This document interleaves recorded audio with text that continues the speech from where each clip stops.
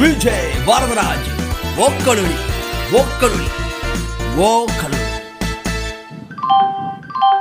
அனைவருக்கும் வணக்கம். நீங்கள் கேட்டுக்கொண்டிருப்பது உங்கள் விஜய் வரதராஜின் वक्लुली। आप है तमिल पीपल का लिसनिंग है विजय वरदराज वक्लुली का पॉडकास्ट ये कहना है। வணக்கம் வணக்கம் நேயர்களே, இது உங்கள் ஓக்கலுளி சோலோ பாட்காஸ்ட். இன்றைக்கி என்ன இருக்க போகிறேன்?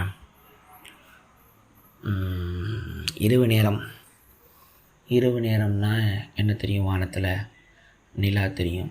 நிலானா பௌர்ணமி. பௌர்ணமிக்கு ஒரு விஷயத்தை ஒன்று சேர்ப்பாங்க.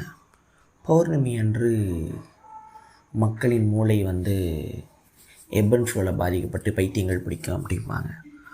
ஸோ நிலாவுக்கும் பைத்தியக்காரத்தனத்துக்கும் ஒரு உறவு எப்போதுமே இருக்கும். அதே மாதிரி நிலாவுக்கும் கவிஞர்களுக்கும் ஒரு உணர்வு எப்போதும் இருக்கும். அதிகபட்சமாக பாடப்பட்ட உலகின் பொருள் நிலா தான். ஸோ இப்போ நிலா பைத்தியக்காரத்தனம் கவிஞர்கள், நிலா கவிஞர்கள், பைத்தியக்காரத்தனம் இசுக்குள்ள கவிஞர்கள், ஸோ கலைஞர்கள் இசுக்குள்ள கவிஞர்கள், ஸோ கலைஞர்கள் அண்டு பைத்தியக்காரத்தனம், தி ஆர்ட் அண்ட் மேட்னஸ், அதை பற்றி இன்றைக்கி பேசலாம். கலைஞர்கள், முக்கால்வாசி கலைஞர்கள்லாம் எண்டிங்கில் பைத்தியமாக ஆகி மூளை குழம்பி வாழ்ந்து முடிஞ்ச சோக கதைகள்லாம் இருக்குது. அது ஏன் சாதாரணமாக எல்லா மக்களுக்கும் நடக்கிறது தான். இது ஏன்டா ஆர்டிஸ்ட்டுங்களுக்கு தனியாக புலம்புறேன்னு கேட்டிங்கன்னா, ஒரு கலைஞன் பைத்தியக்காரத்தனத்துக்கு தன்னோட மூளையை கொண்டு போகிறதுக்கு முன்னாடி ஒரு கலைப்படைப்பை செஞ்சுட்டு தான் அதுக்கு ஆகிறான். ஸோ அதை பற்றி கொஞ்சம் இன்றைக்கி பிதற்றுவோம் என்ற வார்த்தையும் பைத்தியக்காரத்தனத்தில் தான் வரும், பிதற்றுதல். ஸோ ஆண்டனின் ஆர்டாட் அப்படின்னு ஒரு French surreal actor, playwright, director அப்படி சொல்லலாம். அவரோட புக்கு படிக்கும் போது இந்த எண்ணங்கள் தோணுச்சு. இதை பற்றி கொஞ்சம் பேசலாம். ஆண்டனின் ஆர்டாட், ARTAUD, அவர் இறுதி காலத்தில் தன்னோட பைத்தியக்கார ஆஸ்பத்திரியில் இருந்து வெளிவந்து அப்புறம் முடியாமல் இறந்து போனார். ஆண்டனின் ஆர்டாட் சர்ரியல் கலையோட ஒரு பிதாமகர் மாதிரி. தியேட்டர் ஆஃப் க்ரூவல்ட்டி அப்படின்னு அவரோட தியேட்டரோட ஐடியாலஜினா ஒரு கோட்பாடு. தியேட்டர்னால் சினிமா தியேட்டர் இல்லைடா, ட்ராமா, நாடகம். ஸோ இவரோட தியேட்டர் என்னென்னா பயத்தை, அதாவது ப்ரைமல் ஃபியர்மாங்க, அதாவது பயத்தின் ஊற்றை நேருக்கு நேராக மக்களை சந்திக்க வைக்கிறேன். தியேட்டர் ஆஃப் க்ரூவல்ட்டிலாம் போட்டு பார்த்தீங்க அப்படின்னா ஸ்டேஜை விட்டு கலைஞர்கள்லாம் இறங்கி ஒரு சாவை அதாவது ஜனங்களோட மூஞ்சை பார்த்து நேராக கத்தி அவங்கள அடிக்க போய், அதாவது ஒரு கொலை நடக்குதுன்னா, இப்போது சினிமா பார்த்தீங்கன்னா ஒரு சேஃப்னஸ் இருக்கும். ஒரு விஷயம் நடக்குதுன்னா நீங்கள் சேஃப்டியாக ஃபீல் பண்ணுவீங்கன்னா அது ஸ்க்ரீனுக்குள்ளே நடக்குது. அதுதான் சினிமாவோட ஃபெட்டிஷ். டேவிட் ஃபின்ச்சர் மக்கள்லாம் பெர்வர்ட் அடி சொல்கிறத கெத்தாக சொல்லுவாங்க. உண்மை என்னென்னா, ஒரு விஷயம் நடக்குதுன்னா நீங்கள் அதை பங்கு பெறுவீங்க, ஆனால் அதில் உங்களுக்கு எந்த பாதிப்பும் இருக்காது. அதுதான் சினிமா தியேட்டரோட அதோட ஜாலியாக. அதுதான். ஒரு பேய் படம் பார்க்குறீங்கன்னா நீங்கள் அந்த வீட்டுக்குள்ளே போக தேவையில்லை, உங்களுக்கு எதுக்கும் நடக்காதுன்னு தெரிஞ்சும் நீங்கள் பயப்படுவீங்க. ஆனால் தியேட்டருங்கிறது மக்களாக கலந்து அந்த பயத்தை நீயும் இதில் கலந்துருக்க அப்படிங்கிற ஒரு பார்ட்டிசிபேஷன் மூமெண்ட்டை ஆண்டனின் ஆர்டாட் தியேட்டர் ஆஃப் க்ரூவல்ட்டியில் கொண்டு வந்தார்.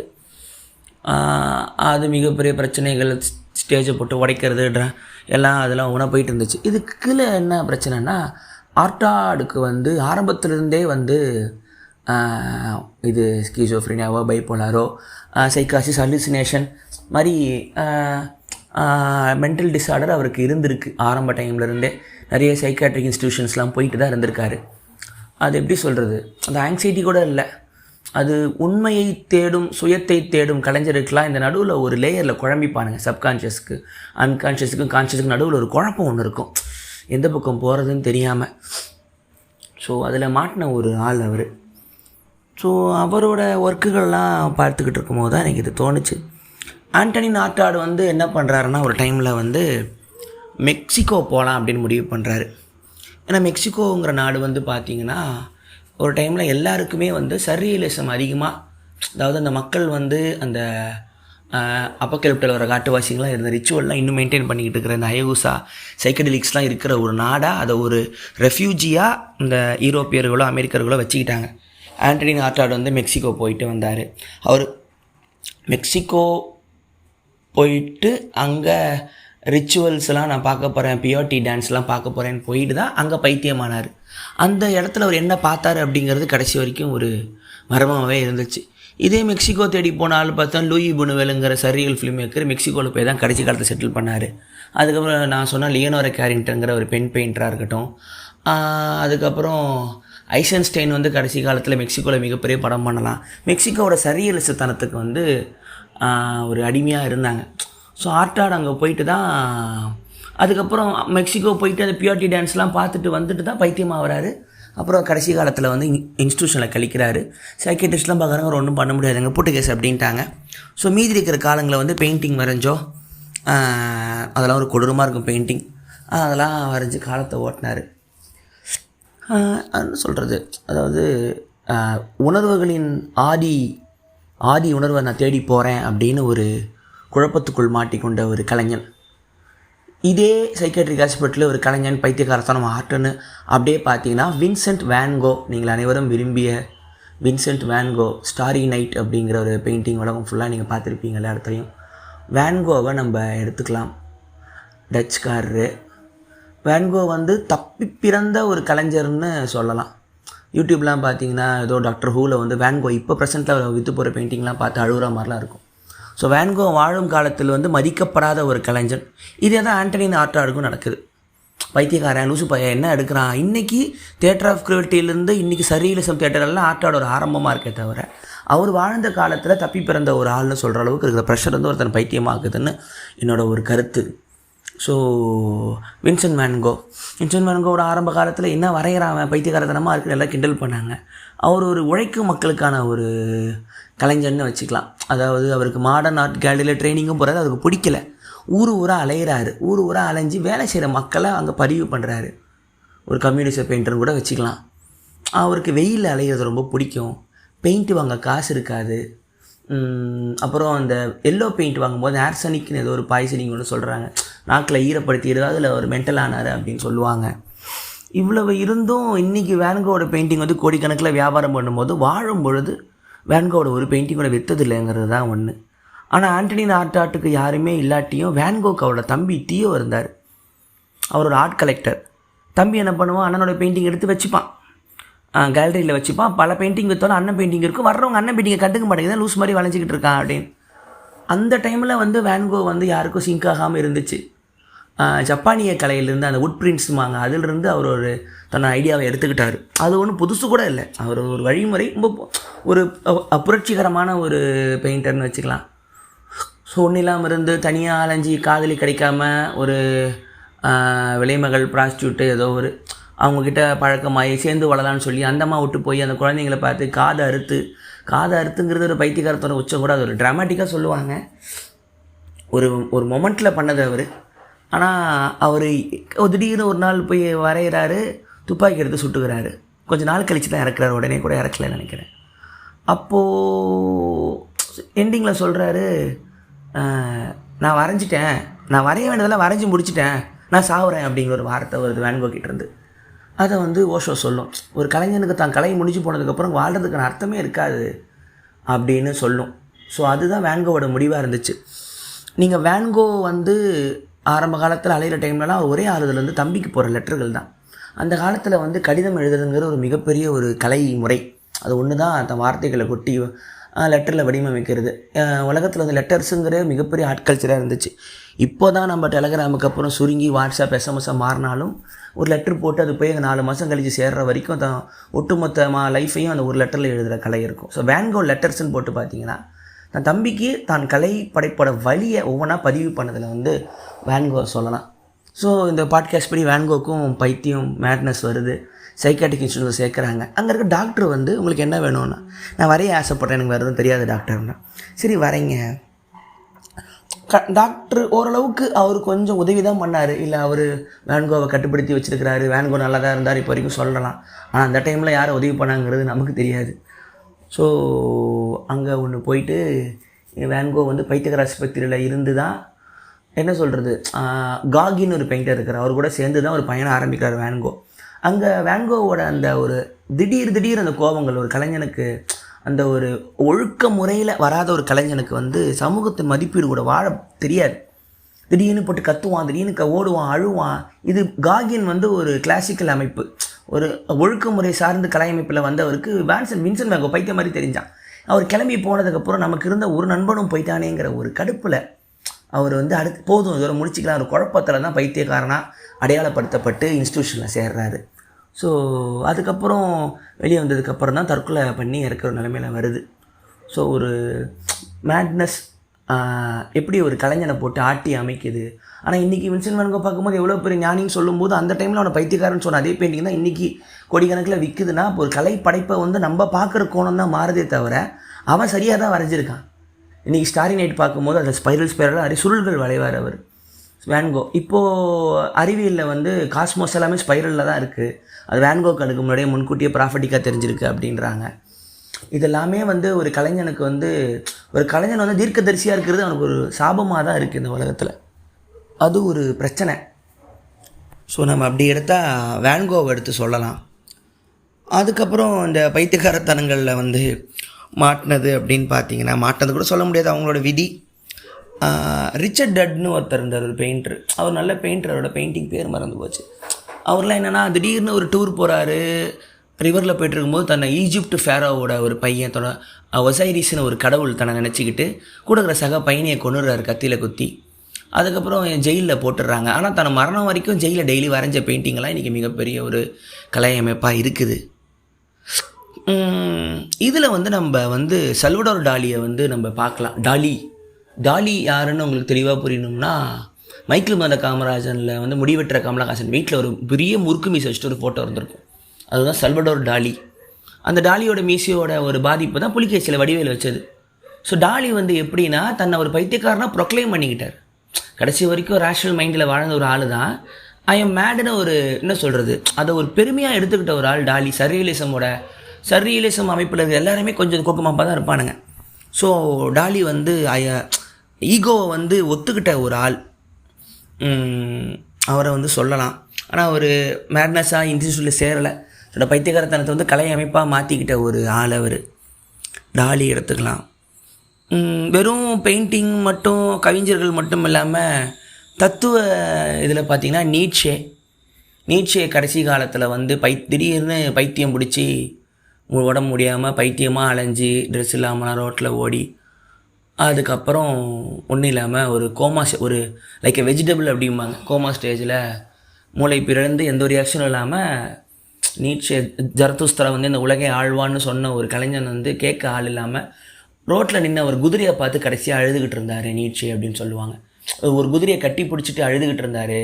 நல்ல அடி வாங்கின குதிரை, உனக்கு இந்த உலகத்தில் யாருமே இல்லையா பாதுகாத்துக்கு பார்த்து அழுத ஒரு கலைஞன்னு சொல்லுவாங்க நீட்சேவை. அவர் கடைசி காலத்தில் வந்து மனநலம் பிறழ்ந்து தான் இறந்தார். அவர் ஒன்றும் இல்லாமல் ஒரு சேரில் அவங்க தங்கச்சி வந்து மிகப்பெரிய சைக்கோ. நீட்சே பயோகிராஃபி படிச்சிங்கன்னா அது டெய்லி கொண்டு போய் நீட்சே வெளியே வீட்டில் சேரில் உட்கார வச்சுக்கும். ஒரு எக்ஸிபிஷன் மாதிரி தம்பியை விற்றுது அவங்க அக்கா. ஸோ அவரோட புக்கெல்லாம் வந்து கடைசியாக அவங்க அக்கா கம்பேர் பண்ணும்போது அவள் வந்து நாஜிசத்துக்கு சப்போர்ட் பண்ணுற ஒரு பொம்பளை. ஸோ நீட்சே வந்து ஹிட்லரோட ஃபாசிச கருத்துக்களுக்கு ஏற்றா அதோட முந்தின ஒரு கருத்து மாதிரி ஒரு ஜூவை ஆகாத ஒரு கிறிஸ்டியனாக இருந்துட்டு நீட்சேயோட கருத்தை வந்து கோக்குமாக்கா மாற்றி புக்கை பப்ளிஷ் பண்ணி வியாபாரம் பண்ணதுக்கப்புறம் அதை வந்து கோபுல்ஸோ ஹிட்லரை படிச்சுட்டு ஹிட்லர் கடைசி காலத்தில் புறம்போக்கு வந்து நீட்சே தான் என்னோடய பிதாமகன் அப்படின்னு சொல்லி நீட்சேயோட வரலாறையே மாற்றி போட்டது. ஏன்னா தான் எழுத்து ஒரு கலைஞனுக்கு இறந்ததுக்கப்புறம் அவன் பொறுப்புலேயே கிடையாது. அது ஒன்று நடந்துச்சு. அதனால் அவரோட நீட்சே வந்து சின்ன வயசுல அவங்க குடும்பத்துக்கே சின்ன வயசுலேயே மனம் பிறல்றது ஒரு நோயாகவே இருந்திருக்குன்னாங்க. ஸோ நீட்சே தனக்கு இப்படி ஆகும் அப்படின்னு அவர் சொல்கிறாரு. அப்புறம் இன்னொன்று வந்து அந்த காலத்தில் அவர் சொன்ன கருத்துக்கள்லாம் கிறிஸ்டியானிட்டிக்கு மிக எதிராக. மொராலிட்டிங்கிற வார்த்தை, அதாவது என்ன சொல்ல எத்திக்ஸ் மொராலிட்டி நல்லது அப்படிங்கிற வார்த்தையெல்லாம் கிண்டல் பண்ணி எழுதின கிறிஸ்டியானிட்டி தான் இந்த உலகின் சாபம்னு எழுதின ஒரு ஆள். கடவுள் செத்துட்டான் அப்படின்னு எழுதின ஒரு ஆள் நீட்சே. ஸோ ஓட்ஷோ சொல்லும் கடவுள் செத்துட்டான் நீட்சே சொல்லிட்டாரு. அதுக்கப்புறம் என்னென்ன அடுத்த லைன் அவருக்கு முடிக்க தெரில, அதனால தான் பைத்தியமானார் அப்படிம்பார். அடுத்த லைன் வந்து நான் தான் கடவுளுங்கிற ஒரு புத்தரோட ஈஸ்டர்ன் ஃபிலாசபியில் தியானத்துக்குள்ளே நீட்சேவால் போக முடியல. வெஸ்டர்னில் பிறந்ததுனால வெஸ்ட்டில் பிறந்த ஒரு புத்தர் ஆயிருக்க வேண்டிய ஒரு பைத்தியக்காரனாக முடிஞ்சு போன வாழ்க்கைன்னு ஓஷோ நீட்சேவை சொல்லும். நீட்சே உங்களுக்கு பிடிக்கணுமா ஜரதுஸ்தரா இவ்வாறு கூறினான்னு ஒரு புக் இருக்கும். அவரோட அஃபரிசம்ஸும்பாங்க, அதாவது ஒரு புக்காக எழுதாமல் அப்பப்போ தோன்ற எண்ணங்களை வந்து பேராகிராஃபாக எழுதுகிற ஒரு கலைஞர் நீட்சே. அவரும் பைத்தியத்தில் மாட்டி முடிஞ்சார். அப்புறம் இதில் வந்து ஏன் கலைஞர்களுக்கு இது நடக்குது அப்படின்னு ஒன்று இருக்கும். ஏன் கலைஞருக்கு நடக்குது அதிகமாக? ஏன் இப்போ நம்ம ஊர்லலாம் கலைஞர்கள்லாம் இல்லையாப்பா அப்படின்லாம் கேட்கலாம். இந்திய கலைமரபு வந்து இந்த மாதிரி ஒரு லோன்லி ஜீனியஸ், ஒரு ஒரு மனப்பிறழ்வுக்குள்ளலாம் இந்திய கலையமைப்பில் வந்து பார்த்திங்கன்னா எல்லாமே ஆன்மீகம் சார்ந்தாக இருக்கும். ஒரு பெயிண்டிங்காக இருக்கட்டும், ஒரு இசையாக இருக்கட்டும், எதுக்குமே ஒரு ஆர்டிஸ்ட்டுக்கு சொந்தம் கிடையாது. நீங்கள் எந்த கோயில்களையும் பெயிண்டிங்லையும் பார்த்தா ஆர்டிஸ்டோட பேர் இருக்காது. எல்லாமே கடவுளுக்கு சொந்தங்கிற முன்னாடி ஒரு பாட்காஸ்ட்டில் சொன்ன மாதிரி எல்லாமே இன்னொருத்தருக்கு சொந்தம்னு சொல்லும் போது ஒரு ஆர்டிஸ்டோட ஈகோவை வந்து இந்திய கலையமைப்பு எடுத்துருது வெளியில். எல்லோரும் ஒன்று, நீங்கள் எல்லோரும் ஒரு சமுதாயத்துக்கோ ஒரு கடவுளுக்கோ சேர்ந்து வேலை செய்கிறீங்கன்னு ஜாதிய கட்டமைப்புகள் வர்றதுனால அவங்க தன்னை ஒரு நான் டாலின்னு சொல்கிற மாதிரி தன்னை ஒரு ஆர்டிஸ்ட்டாக இந்தியாவில் சொல்லிக்க முடியாதனால இங்கே வந்து அந்த பைத்தியக்கார மரபு வந்து கலைஞர்களுக்கு ஆதி காலத்துலேயும் கொஞ்சம் கம்மியாக தான் இருக்கும். இசைத்துறையில் பார்த்தீங்கன்னா அங்கே ராக்கோ, அங்கே மெடிசனோ, அங்கே அவன் ட்ரக்ஸ் அடிச்சுட்டு அவனுக்கு ஒன்றும் இல்லாமல் போகிறதில்ல. இங்கே ராஜாவோ ரகுமானுங்கிற கலைஞர்களோ ரொம்ப வருஷம் அவுட்புட் கொடுக்க ஆன்மீகத்துக்குள்ளே போக முடியுது. அவங்களுக்கே ஆச்சரியமாக இருக்கும். இது எப்படி எடுத்துக்கலாம்னா, பண்டிதர் ரவிசங்கர் வந்து பீட்டில்ஸோட ஜார்ஜ் ஹாரிசனுக்கு வந்து ட்ரைனிங் கொடுக்குறாரு.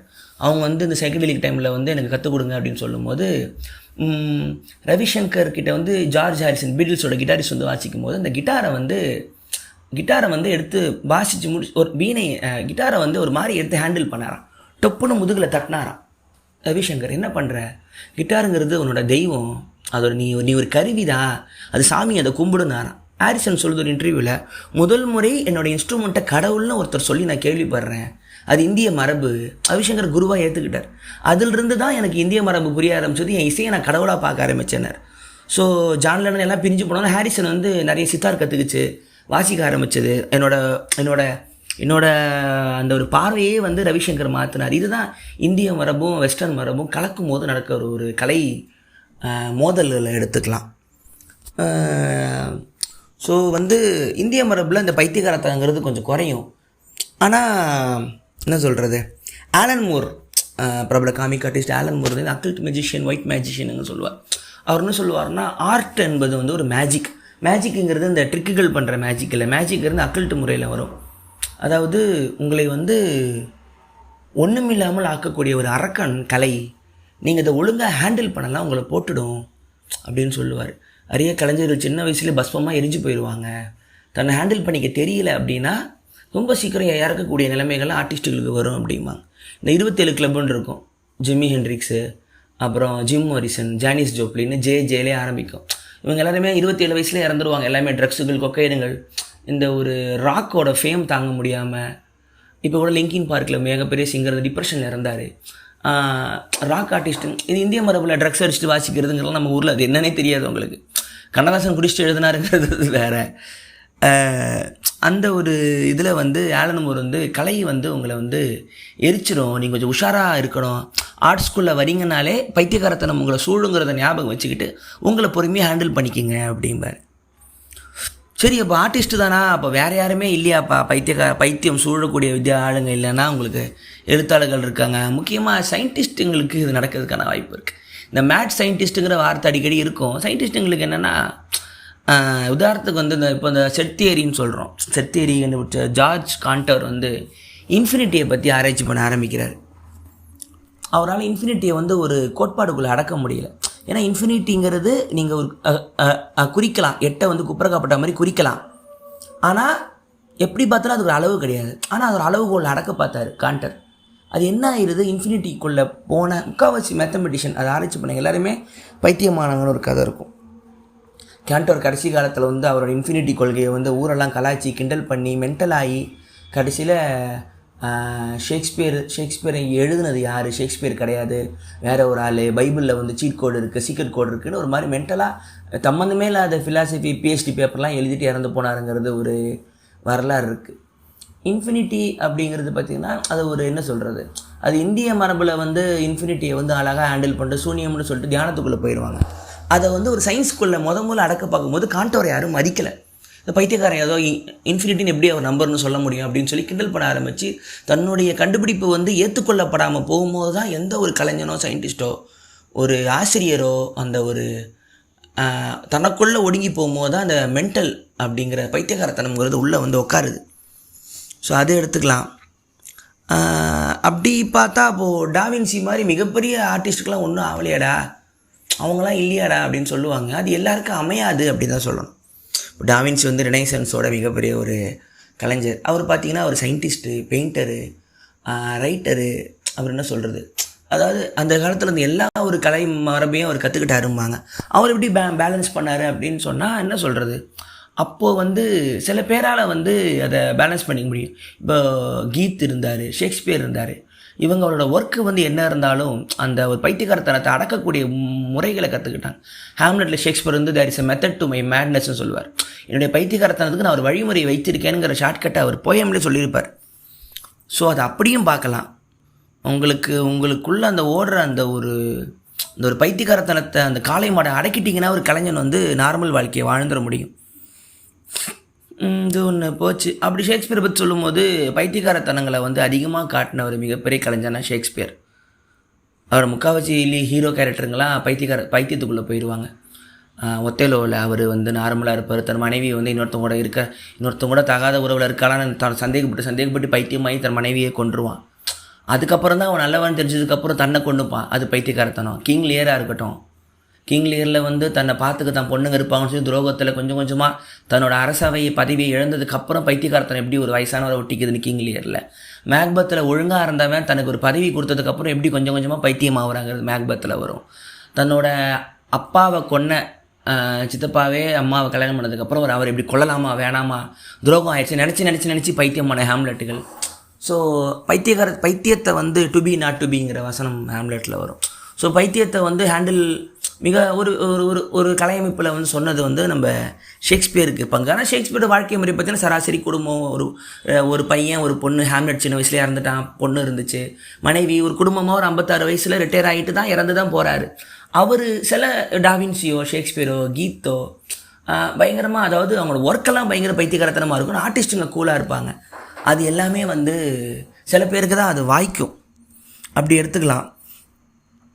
அப்போது இந்த மேட்னஸை பற்றி பார்க்கும்போது பைத்தியக்காரத்தனத்தையே நீங்கள் எடுத்துக்கிட்டீங்க அப்படின்னா உங்களுக்கு வந்து மைக்கேல் ஃபூக்கோவோட history of madness and civilization நினைக்கிறேன். ஸோ பைத்தியக்காரத்தனத்தின் வரலாறு அப்படின்னு சொல்லிட்டு அவர் எழுதியிருப்பார், எப்படிலாம் வந்துச்சுன்னு. ஸோ என்ன எழுதுகிறாருன்னா, ஆரம்ப காலத்தில் வந்து பைத்தியக்காரங்க ஒரு ஊரில் இருந்தாங்க அப்படின்னா அவங்க அந்த ஊரில் அவங்களையும் ஒரு மனிதர்களாக வாழ விட்டுருவாங்க, அவங்க ஒரு ப்ராஃபிட் மாதிரி பார்ப்பாங்க அப்படின்னா. நம்ம ஊர்லேயும் பார்க்கலாம். ஏதோ ஒரு ஊரில் வந்து ஒரு மனநலம் சரியில்லை பையன் இருந்தால் எல்லா வீட்லேயும் போய் சாப்பிடுவான், கோயிலில் உட்காந்துருப்பான், ரோட்டில் அவன் கூட அலைஞ்சிக்கிட்டு இருப்பான். அவனும் ஒரு அதாவது என்ன சொல்லுவாங்க, அவனை அப்படியே ஃப்ரீயாக விட்டுடுவாங்க. இதுதான் அது ஆரம்ப காலத்தில் வெஸ்டர்னதுலேயும் இருந்திருக்கு, ஐரோப்பிய கலாச்சாரத்துலேயும் இருந்திருக்கு. ஃபூக்கோ என்ன சொல்கிறாருன்னா, இந்த ரெனசன்ஸோ இந்த இன்டெலெக்சுவல்னஸோ என்லைட்மெண்ட் ஃபேஸ்லாம் வந்ததுக்கப்புறம் அறிவியல் வந்து மூளைக்குள்ளே மைண்டு சார்ந்து வரும்போது தெளிவான ரேஷ்னல் மைண்டு தான் வந்து கலாச்சாரம்னு வரும்போது தான் இர்ரேஷ்னல் மைண்டுக்குள்ளே வர மனம் பிதறி அவர்களை வந்து ஒதுக்கி வைக்கிற ஒரு பழக்கம் வந்துச்சு. அப்போ தான் முறை வந்து மேட் ஹவுஸ்ன்னு பைத்தியக்கார ஆஸ்பத்திரியெல்லாம் கட்ட ஆரம்பிக்கிறாங்க. முறை ஒரு கடவுளாகவோ உண்மையை சொல்கிறவங்களோ ரோட்டில் திரிஞ்சிக்கிட்டு இருக்கிற ஒரு சராசரி மனிதர்களாகவே பார்க்கப்பட்ட பைத்தியமானவங்கள்லாம் முறை ரூம்குள்ளே போட்டு அடைச்சி நீ வெளியே வர தகுதி இல்லை, நாங்கள் குணப்படுத்துகிறோம்னு பைத்தியக்கார ஆஸ்பத்திரி ஆரம்பித்தது. அதிலிருந்து தான் மேட்னஸ் மேலே ஒரு பயம் வந்து மக்களுக்கு வர ஆரம்பிச்சுன்னு எழுதுறாரு. அதுக்கப்புறம்தான் இர்ரேஷ்னல் மைண்டு, அதாவது பிதற்றுதலுங்கிறது ஒரு குற்றம் மாதிரி ஆயிடுச்சு. இப்போ நிறைய பேர் வந்து மனநலம் சரியில்லைங்கிறது வெளியே சொல்லவே பயப்படுறதுக்கு முக்கியமான காரணமும் நாகரிகம் தாண்டின ஒரு அழகான ஒரு விஷயத்தை வந்து ஃபூக்கோ வந்து சொல்லும். ஸோ நீங்கள் மென்டல் ஹெல்த்தை பற்றி படித்தா அந்த வரலாறில் பார்த்தீங்கன்னா, அதனால தான் ஒரு முறை என்ன சொல்கிறது, ராதாரவி வந்து ஒரு முறை ஒரு ஸ்டேஜ் ஃபங்க்ஷனில் வந்து ஒரு மனநலம் சரியில்லாத பையனை வந்து விளையாட்ட போகும்போது அது தொட்டால் அவுட் இல்லைப்பா, அது ஒன்று தவறாக சொன்னதாக சொல்லி அவர்கிட்ட சென்டிமெண்ட் இல்லைம்பாங்க. ஆனால் ஊரில் வந்து மனநலம் சரியில்லாத பசங்க இருந்தாங்கன்னா விளையாடுவாங்க, அவனுக்குன்னு ஒரு கேரிங் இருக்கும். அவனை அப்படியே விட்டுடுவாங்க ஃப்ரீயாக. அவன் அந்த ஊரில் அவன் பாட்டு இருப்பான், அவனுக்குன்னு எந்த ஒரு ஒடுக்குமுறையும் இருக்காது. அது வந்து அந்த ஒரு கல்ச்சரில் வந்ததுனால அவர் அந்த வார்த்தையை சொல்லியிருந்திருப்பார். அது இப்போ இருக்கிறவங்களாம் இந்த ஓக் மக்கள்லாம் அதை கோவப்பட்டதெல்லாம் அதை கவனித்தேன். இது ஒரு கலாச்சார மோதல் தான் இது, அது நம்ம பார்க்கலாம். ஸோ இப்படி ஒவ்வொரு முறையாக வந்து மேட்னஸ் வந்து எப்படி கலையமைப்பில் சூழுது அப்படின்னு சொல்லிட்டு இருக்குது. இந்திய கலையமைப்பில் வந்து பார்த்திங்கன்னா ஒரு கலைஞன் வந்து பைத்தியக்காரன் ஆவனா அப்படிங்கிறத வந்து என்ன சொல்கிறது, அது ஒரு வரலாறாக வந்திருக்கா அப்படின்னு தெரியல பதிவுனா. எல்லா கலையமைப்பும் சினிமாவாக மாறினதுக்கப்புறம் அது வேறு. அதை பற்றி மேலும் பார்க்கலாம். விஜய் வரதராஜ் ஓக்கலுளி ஓக்கலுளி ஓக்கலுளி. அனைவருக்கும் வணக்கம். நீங்கள் கேட்டுக்கொண்டிருப்பது உங்கள் விஜய் வரதராஜன் வக்கலொலி. आप है तमिल पीपल का लिसनिंग है विजय वरदराज वकलोली का पॉडकास्ट ये कहना है. தமிழ் மொழியில் வந்து ஒரு கலைஞரும் மனப்பிறழ்வும் பற்றி, மனப்பிறழ்வும் கூட சொல்ல முடியாத கலைஞனை அப்படி பார்த்திங்கன்னா உங்களுக்கு வந்து சி மோகன் வந்து எழுதிய விந்தை கலைஞனின் உருவச்சித்திரம் அப்படின்னு ஒரு புக் இருக்குது. அதாவது என்ன சொல்கிறது, ராமானுஜன் அப்படின்னு சொல்லிட்டு ஒரு பெயிண்டர், இந்த சோழமண்டலம் அப்படின்னு சொல்லிட்டு கலைஞர்கள்லாம் ஒன்றா உட்காந்து உருவாக்கிய குட்டிய கடற்கரை கிராமம், பெயிண்டர்களுக்கான ஒரு கிராமம். அங்கே இருந்து இறந்து போன, தற்கொலை பண்ணி இறந்து போன ஒரு மனப்பிறழ்வு கூட சொல்ல முடியாது, சிறு வயது குணங்கள் கொண்ட ஒரு கலைஞர். குழந்த மாதிரி இருப்பார், சரியாக பேச வராது, ஆனால் ஓவிய உலகத்துக்கு தனக்கான ஒரு உலகை சிருஷ்டித்த ஒரு கலைஞர் ராமானுஜன்.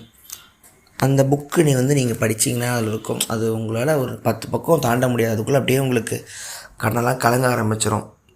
அது என்ன சொல்கிறது, ஒரு மாதிரி கடைசி வரைக்கும் அதெல்லாம் சொல்கிறது, வந்து உலகம்னா தன்னோட உலகத்துக்குள்ளேயே கரைஞ்சி போன அந்த உலகம் ரொம்ப அந்த உலகத்தால் காயப்பட்டு தன்னோட உலகத்துக்குள்ளே போய் மறைஞ்சு போன ஒரு கலைஞர் மாதிரி ஒரு கதை. அந்த உலகத்தோட சமாளித்து வாழ தெரியாத ஒரு குழந்தை அவன்.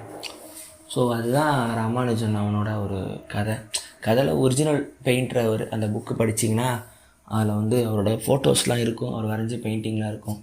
ஆன்லைனில் தேடினா கூட சி மோகன் ராமானுஜன் பெயிண்டிங்ஸ்னு போட்டால் கூட அவர் வரைஞ்சதெல்லாம் வரும். நார்மலாக தமிழ் உலகத்தில் வந்து சினிமா அப்படிங்கிற ஒரு கலையமைப்பு வந்ததுக்கு அப்புறம் மற்ற கலையமைப்பை பற்றி பேசுகிறதெல்லாம் முடிஞ்சு போச்சு. சிற்பமோ கவிதையோ பெயிண்டிங்கோ. ரீசெண்டாக ஒரு தமிழ் பெயிண்டர் சொல்லுங்கள், உங்களுக்கு யாரையும் தெரியாது. உங்களுக்கு ரீசெண்டாக தமிழ் சிற்பக்கலை ஒரு ஆள் சொல்லுங்கள். ஒரு தமிழ் கவிதை புக் எப்போ கடைசியாக படிச்சிங்க? ஸோ இதெல்லாம் வந்து மற்ற கலையமைப்பெல்லாம் சினிமாங்கிற ஒரு ஸ்தானத்துக்குள்ளே போய் மறைஞ்சதுனால அந்த கலைஞர்களை பற்றிலாம் எங்கள் பேச்சே கிடையாது. ஸோ நம்ம ஊர்லேயும் பெயிண்டிங் உலகம் இருக்குது, மாடர்ன் பெயிண்டிங் உலகம் இருக்குது. ஆர்ட் கேலரிகளை வியாபாரம் ஆகுது, இங்கேருந்து வெளிநாட்டுக்கு போகிறாங்க, இங்கே கஷ்டப்படுறாங்க. நம்ம ஊர்லேயே ட்ராட்ஸ்கி மருது இருக்கார், தமிழ் மரபு ஓவியத்துலேருந்து வந்தவர். நீங்கள் அவங்களெல்லாம் ஃபாலோ பண்ண அது சின்ன உலகம். வெளிநாட்டிலலாம் அவங்க பிறந்திருந்தால் இன்னும் பயங்கரமாக கொண்டாடி லட்சக்கணக்கில் சம்பாதிச்சு நல்லா வாழ்ந்திருக்க வேண்டிய ஆளுங்களாக இருக்கலாமோன்னு கூட நமக்கு மனசுக்கு தோணும். ஸோ அந்த ஒரு புத்தகம் படித்திங்கன்னா உங்களுக்கு அந்த ஒரு வாழ்க்கை இருக்கும். அதுலேருந்து ஒரு சின்ன பகுதி மட்டும் கிடச்சிது, அது ஆன்லைனில் இருந்துச்சு, படிக்கிறேன். இந்த பேராகிராஃப் வந்து பார்த்திங்கன்னா வேன்கோ நான் எல்லாம் வரைஞ்சி முடிச்சிட்டேன், நான் இறந்து போகிறேன் அப்படின்னு ஒரு சுய திருப்தி வந்துச்சுல, அந்த இடமா கூட இந்த வரிகள் இருக்கலாம். ஒரு கலைஞனுக்கு பூமியில் மனிதன் தன் பணி முடிந்ததும் உலக வாழ்விலிருந்து துண்டித்து கொண்டு விடை பெற்றுக்கொள்ள முடிந்தால் அதுவே விவேகமான காரியமாக இருக்க முடியும் என்று தோன்றுகிறது. இளம் மேதைகள் விஷயத்தில் இதுதான் நிச்சயம் அழகான முடிவாக இருக்க முடியும். இளம் மேதைகள் இளம் பிராயத்திலே தங்களின் கனவுகளின் உச்சத்தை எட்டிவிடுவதோடு அவ்வுலகில் பரிபூர்ணமாக வாழ்ந்தும் விடுகிறார்கள். தங்கள் துறை சார்ந்த மேதவின் சிகரத்தை எட்டிவிட்ட பிறகு முதலில் மரணம் நேருவது அவர்களுடைய கனவுகளுக்குத்தான். கனவுகளின் மரணத்துக்கு பின் வாழ நேருவது துரதிர்ஷ்டவசமானது மட்டுமல்ல, அவலமும் கூட. அப்படி நேராமல் தடுத்தாட்டு கொள்ளும் அழகிய சாதனம்தான் மரணம். விந்தை கலைஞரின் உருவச்சித்திரம் நாவலிலிருந்து பக்கம் 107. இது ஒரு கொஞ்சம் இதுதான் உண்மை. அந்த கனவுகள் மரணித்த பிறகு ஒரு கலைஞனுக்கு அதுக்கு மேலே என்ன இருக்குது அப்படிங்கிற ஒரு கேள்வி தொத்தி நிற்கும். இதுதான் வேன்கோக்கும் நடந்திருக்கலாம், ராமானுஜத்துக்கும் நடந்திருக்கலாம்.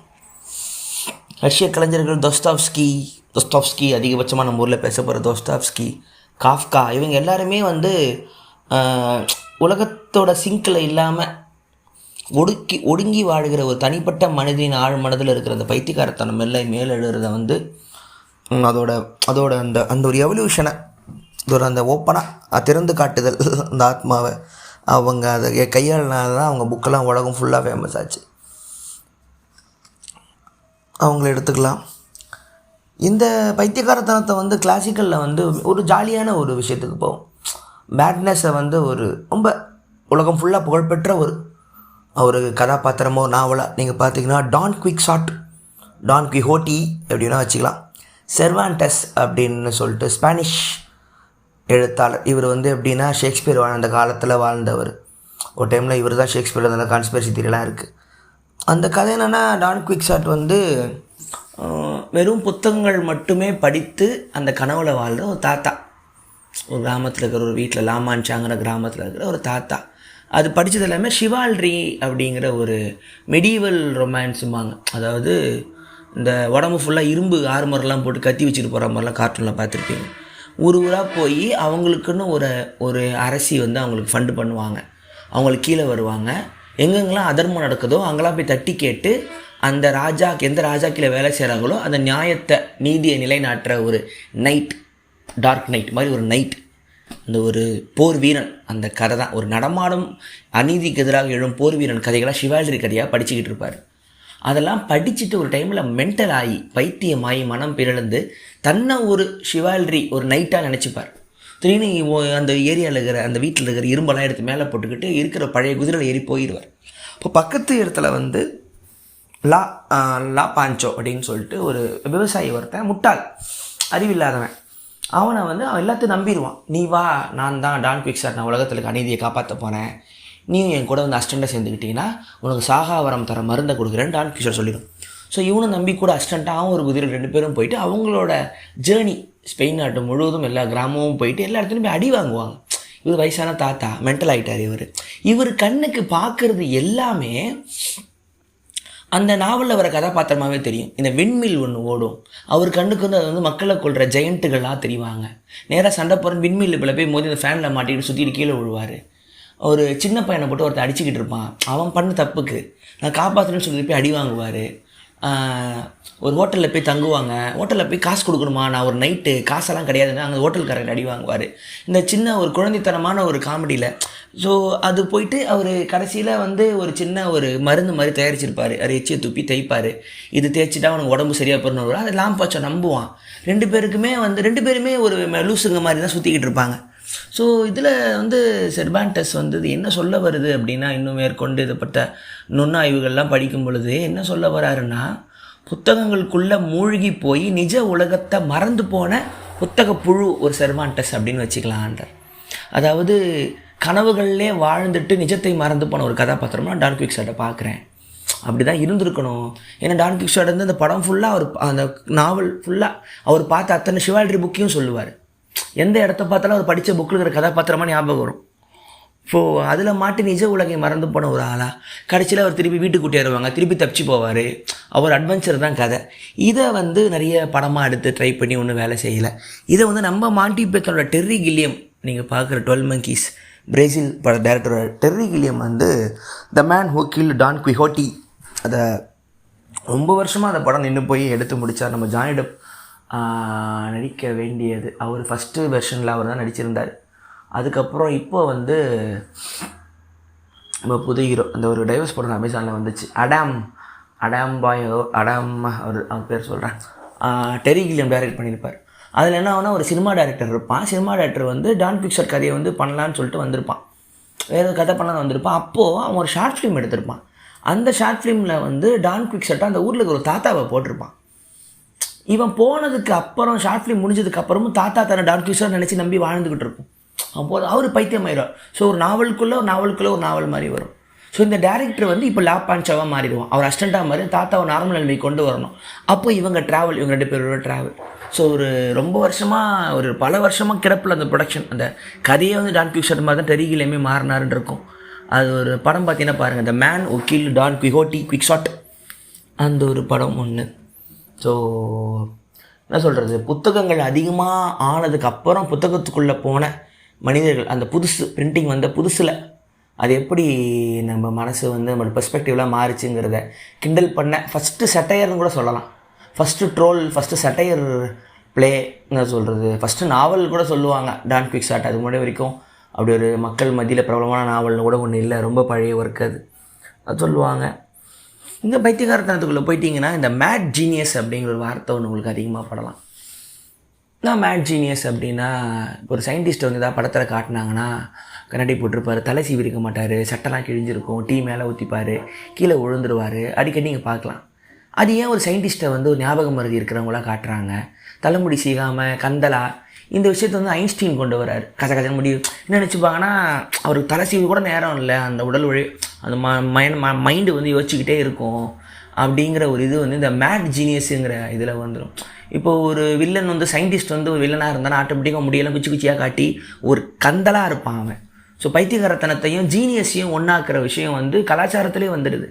ஒருத்தன் வந்து மூளையை வந்து கூர்மையாக அடுத்த லெவல் போயிருந்தானா அவன் உடலை பார்த்துக்க மாட்டான், உடம்பை விட்டு வெளியே போகிற அளவுக்கு அவனோட மூளை இருக்குங்கிற மாதிரி அந்த ஒரு மேட் ஜீனியஸுங்கிற வார்த்தையை வந்து கொண்டு வருவாங்க. ஸோ இதுதான் இந்த ஒரு இந்த இரவு ஒன்று தோணுச்சு, ஆர்ட் அண்ட் மேட்னஸ். இன்னும் தொடர்ந்து இதெல்லாம் பார்த்தீங்கன்னா நிறைய உங்களுக்கு தெரிய ஒரு எட்வர்ட் மன்ச் இருக்கார், அவரோட ஸ்க்ரீம்னு ஒரு பெயிண்டிங் இருக்கும். ஒரு ஒரு ஒரு மனப்பிறந்த ஒருத்தன் மக்களை பார்த்து கத்துற மாதிரி அந்த பெயிண்டிங் தேடினீங்கன்னா உங்களுக்கு நிறைய கிடைக்கும், நிறைய பார்த்துருப்பீங்க. அதுக்கப்புறம் என்ன சொல்கிறது, இன்னும் எல்லாத்தையும் தாண்டி வந்து ஆர்டிஸ்ட்லாம் இருக்காங்க. என்னால் நான் படித்து தெரிஞ்ச அளவுக்கு இந்த அளவுக்கு என்னடா நீ ஒரே ஃபாரின் விஷயமா சொல்கிற பாட்காஸ்ட்டில் பெரிய பீட்டரான்னு கூட கேட்கலாம். எனக்கு வந்து நம்ம ஊரில் இருக்க விஷயத்த சொல்கிறதுக்கு 1000 பேர் இருக்காங்க.